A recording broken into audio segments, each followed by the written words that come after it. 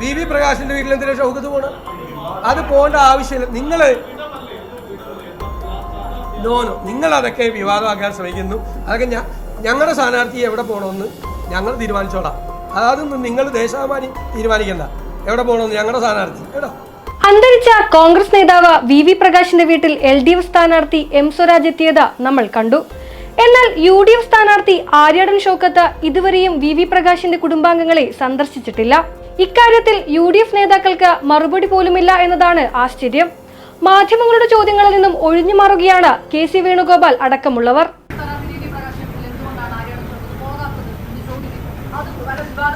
അപ്പോൾ ആ പ്രകാശ് എൻ്റെ ഭാര്യ ഇതിനൊക്കെ ഉത്തരം പറഞ്ഞിട്ടുണ്ട്. അതുകൊണ്ട് എന്തുകൊണ്ടാണ് പറഞ്ഞാൽ പ്രകാശിന്റെ കുടുംബത്തിനും പ്രകാശിന്റെ കുടുംബത്തെയും ഇത്തരം വിവാദങ്ങളിലേക്കൊന്നും വലിച്ചെടുക്കേണ്ട എന്നുള്ളത് ആൻസറുണ്ട്. ആൻസറായി നിങ്ങൾക്ക് നിങ്ങളുടെ ആശങ്കകൾ ഞാൻ അറിയിക്കാം. എന്തിനാണ് ഷൗക്കത്ത് വി പ്രകാശിന്റെ വീട്ടിൽ പോകുന്നതെന്നാണ് പ്രതിപക്ഷ നേതാവ് VD സതീശൻ ചോദിക്കുന്നത്. വി പ്രകാശിന്റെ വീട്ടിൽ എന്തിനാ ഷൗക്കത്ത് പോണം? 2021 നിയമസഭാ തെരഞ്ഞെടുപ്പിൽ നിലമ്പൂരിലെ UDF സ്ഥാനാർത്ഥിയായിരുന്നു. അന്ന് മലപ്പുറം DCC അധ്യക്ഷൻ കൂടിയായിരുന്ന വി പ്രകാശ്. ഫലം പുറത്തുവരാൻ 2 ദിവസം ബാക്കി നിൽക്കുകയായിരുന്നു വി പ്രകാശിന്റെ വിയോഗം. LDF സ്ഥാനാർത്ഥിയായിരുന്ന PV അൻവറിനോട് 2700 വോട്ടിനായിരുന്നു അദ്ദേഹം പരാജയപ്പെട്ടത്.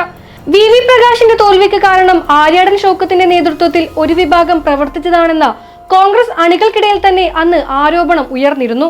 ഇപ്പോഴത്തെ നിലമ്പൂർ ഉപതെരഞ്ഞെടുപ്പിൽ കോൺഗ്രസിൽ സ്ഥാനാർത്ഥി ചർച്ചകൾ പുരോഗമിക്കുന്നതിനിടെ വി പ്രകാശിന്റെ മകൾ നന്ദന പ്രകാശ് ഫേസ്ബുക്കിൽ വൈകാരിക കുറിപ്പ് പങ്കുവച്ചത് ചർച്ചയായിരുന്നു. നിലമ്പൂരിൽ കോൺഗ്രസ് സ്ഥാനാർത്ഥിയായി ആര്യാടൻ ഷൗക്കത്തിന്റെ പേര് ഉയർന്ന ഘട്ടത്തിലായിരുന്നു നന്ദനയുടെ ഫേസ്ബുക്ക് കുറിപ്പ്. അച്ഛന്റെ ഓർമ്മകൾക്ക് മരണമില്ല എന്നതായിരുന്നു കുറിപ്പിന്റെ തുടക്കം. ജീവിച്ചു മരിച്ച അച്ഛനേക്കാൾ ശക്തിയുണ്ട് മരിച്ചിട്ടും എന്റെ മനസ്സിൽ ജീവിക്കുന്ന അച്ഛന്. ശരീരം വിട്ടുപിരിഞ്ഞെങ്കിലും അച്ഛന്റെ പച്ചപിടിച്ച ഓർമ്മകൾ ഓരോ നിലമ്പൂർക്കാരുടെയും മനസ്സിൽ എരിയുന്നുണ്ട്. അതൊരിക്കലും കെടാത്ത തീയായി പടർന്നുകൊണ്ടിരിക്കും. ആ ഓർമ്മകൾ മാത്രം മതി എന്റെ അച്ഛന് മരണമില്ലെന്ന് തെളിയിക്കാൻ. നന്ദന ഫേസ്ബുക്കിൽ ഇങ്ങനെ എഴുതി.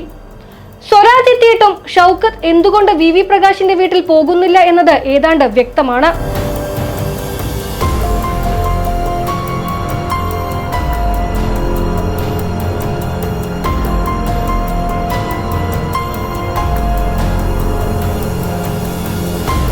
തന്റേത് സൗഹൃദ സന്ദർശനം മാത്രമാണെന്നും രാഷ്ട്രീയ ആശയക്കുഴപ്പമുണ്ടാക്കാൻ വേണ്ടിയുള്ളതല്ലെന്നും M സ്വരാജ് വ്യക്തമാക്കിയിട്ടുണ്ട്.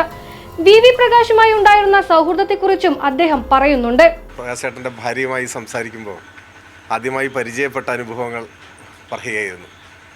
ആദ്യമായി പ്രകാശേട്ടൻ്റെ ഭാര്യയെ എനിക്ക് പരിചയപ്പെടുത്തിയത് ഒരു KSRTC ബസ്സിൽ വെച്ചാണ്.